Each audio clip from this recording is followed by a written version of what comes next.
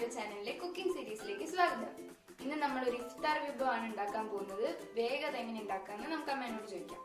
ഇന്ന് നമ്മൾ ഉണ്ടാക്കാൻ പോകുന്ന വിഭവം മുട്ടപ്പഴം എന്ന് വേണമെങ്കിൽ നമുക്ക് പേര് വിളിക്കാം. കാരണം അതിന്റെ മെയിൻ ഇൻഗ്രീഡിയന്റ് മുട്ടയും പഴവുമാണ്. ഒരു മുട്ടയും 2 നേന്ത്രപ്പഴം അരിഞ്ഞതുമാണ് ഞാൻ എടുത്തേക്കുന്നത്. കൂടാതെ മൈദമാവാണ്. മൈദമാവ് 1 കപ്പ്, പഞ്ചസാര 1/2 കപ്പ്, എണ്ണ, വെള്ളം പാകത്തിന്, അത് അരച്ചെടുക്കാനുള്ള പാകത്തിന് വെള്ളം. ഇനി നമ്മൾ മിക്സഡ് ജാറിലേക്ക് പഴം അരിഞ്ഞത്, ഒരു മുട്ട പൊട്ടിച്ച് ഇതിലേക്ക് ഒഴിക്കും, പഞ്ചസാര, മൈദമാവ് ചേർക്കും, ഇതൊന്നിച്ച് മിക്സിയിലടിക്കും, പാകത്തിന് വെള്ളം ഒഴിക്കും. നമുക്ക് വേണ്ട കൺസിസ്റ്റൻസി ആവാനാണ് വെള്ളം ഒഴിക്കുന്നത്.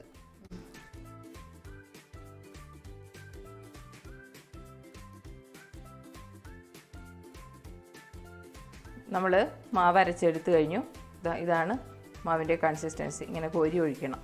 ചൂടായ എണ്ണയിലേക്ക് ഇനി ഇത് ഓരോ സ്പൂൺ കോരി ഒഴിക്കുക.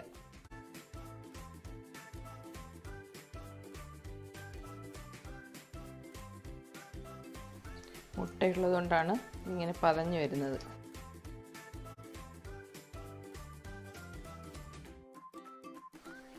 തീ കുറച്ച് വെച്ചിട്ട് ഇത് തിരിച്ചിടുക.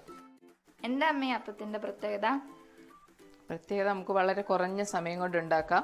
വൈകുന്നേരം 4 മണിക്ക് ഒരു വിരുന്നുകാരൊക്കെ നമ്മുടെ വീട്ടിൽ വന്നു കഴിഞ്ഞാൽ പഴവും മുട്ടയും നമ്മുടെ വീട്ടിലിരിപ്പുണ്ടെങ്കിൽ വേഗം റെഡിയാക്കാൻ കഴിയും. നല്ല ടേസ്റ്റിയാണ്. വളരെ കുറഞ്ഞ സമയം കൊണ്ടാവും. ഇഫ്താറിനൊക്കെ ഉണ്ടാക്കാൻ പറ്റിയ ഒരു അടിപൊളി വിഭവമാണിത്.